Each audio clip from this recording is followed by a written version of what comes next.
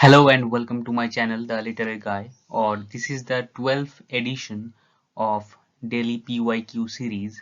So आज हम लोग और भी कुछ सारे PYQ देखेंगे. So first of all, identify the correct option given below. तो इनमें से बोल रहा है कि कौन सा ऑप्शन करेक्ट है उसको खोजने के लिए. So first one is eco-criticism has often explained human and non-human waves of interrelation. ये बोल रहा है कि eco criticism human and non human जो इंटररिलेशन है उसको एक्सप्लेन करता है, तो ये सही है. आपने इको क्रिटिसिज्म पढ़ा हुआ है. So B, in eco criticism human accountability to the environment is a part of text ethical orientation. Yes, ये भी करेक्ट है.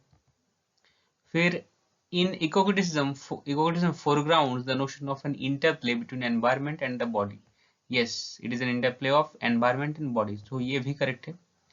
There is only one wave of eco-criticism. No, ये सही नहीं है. There are multiple wave. Eco-criticism has not tackled the issue of gender. नहीं, gender का issue tackle किया है और जेंडर का इशू भी इसमें पड़ता है. ठीक है, सो ये भी सही नहीं होगा. सो हमारा आंसर हो जाएगा ए बी सी. चलिए नेक्स्ट क्वेश्चन की तरफ बढ़ते हैं. So, who is the best known figure among the following for articulating the concept of negritude? यहाँ पर बोल रहा है कि जो concept of negritude है, ठीक है, ये ब्लैक मूवमेंट का एक पार्ट है.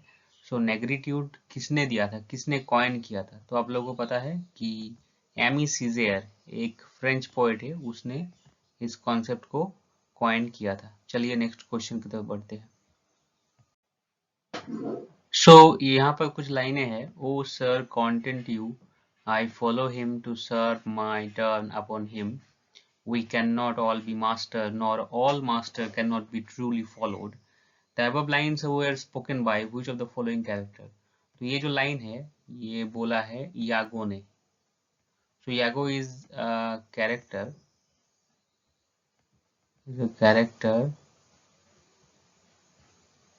of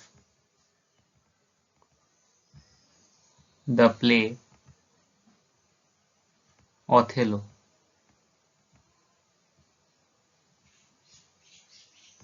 Othello आपका पता है, Othello is a play of William Shakespeare.